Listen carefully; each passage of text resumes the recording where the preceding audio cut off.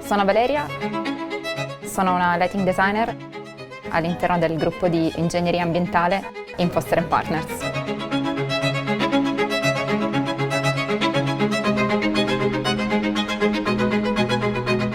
My background is architecture, and I worked a few years as an architect, and then I got more and more into lighting.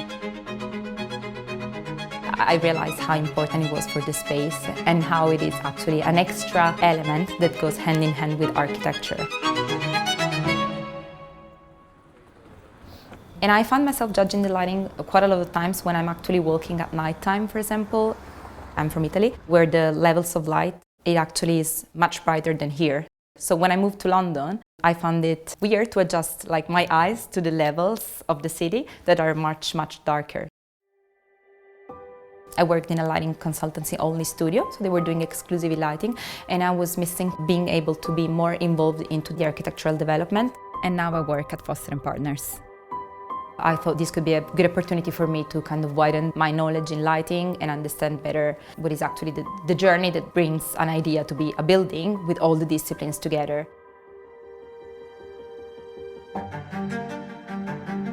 As lighting designers, we do start on the projects from the concept phase, from the very beginning. The most rewarding aspects of our role, I think they come up first of all when we do mock-ups, so the part that is related to being more hands-on. Everything is dark, and when we do have the luminaires on, there's always a little bit of that magical effect of wow, this is happening.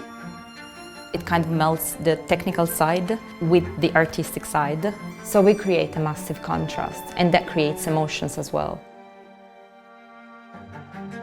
Once the project is a little bit more settled, then we start intervening. It's very rewarding to see how our concepts and our ideas can actually change the architecture. Light reacts to materials, it reacts to circulation.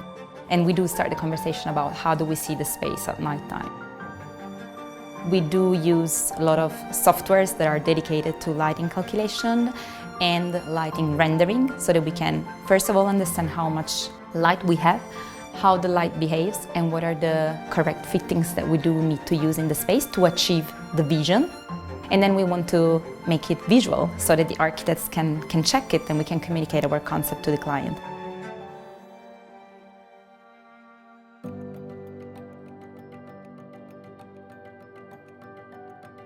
When there is bad lighting, sometimes we don't really recognize it.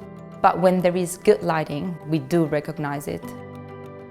So the more contrast there is in a space, the more emotions are going to be created, and the more is going to be linked to evoking a feeling or kind of navigating the space, discovering something.